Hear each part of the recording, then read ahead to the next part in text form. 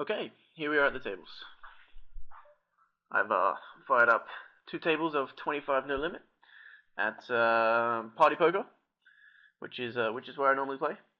I normally play higher than 25 no limit, obviously, but for the purposes of just getting to know our games and just playing really simple, I'm just gonna take it down to 25 no limit, and hopefully we'll get some interesting hands, and I'll be able to talk about some of the concepts that I described to you previously in the theory. I hope you guys survived the theory okay, and now we're on to the interesting stuff.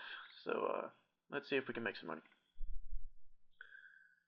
So first off, what you need to know is my screen name, which is not exactly appropriate, maybe, or a bit childish. But you know, I don't take poker too seriously, and it was a bit of a joke. I think I was running really bad at the time, and I just thought, you know what, it doesn't matter. So I changed my screen name, and you know, people like it. I get some comments in the chat, and people thinking it's funny, and you know, whatever, that's cool. But okay, so I've made a buy in here against this guy. What happened is what was it? I raised pre-flop, and I had aces, fortunately enough, and he called in the big blind with pocket nines, and he couldn't get away on a low flop.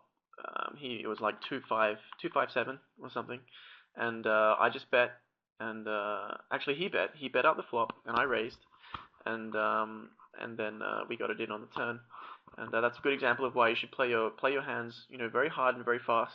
I was betting the whole way. I was betting or raising the whole way. Didn't give him a chance to see showdown. I just got my money in as fast as I could and as aggressively as I could, and paid off. And gave me his money with pocket nines. So that's a good example of the kind of mistakes that your opponents are going to be making. They're going to be calling when they should be folding. Definitely, I mean, pocket nines against that kind of pressure, particularly when I think I was playing under the gun.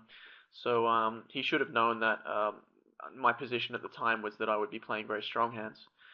But he ignored that, and he paid the price. So these are the kind of mistakes that our opponents are going to be making, and we're going to be taking advantage of those.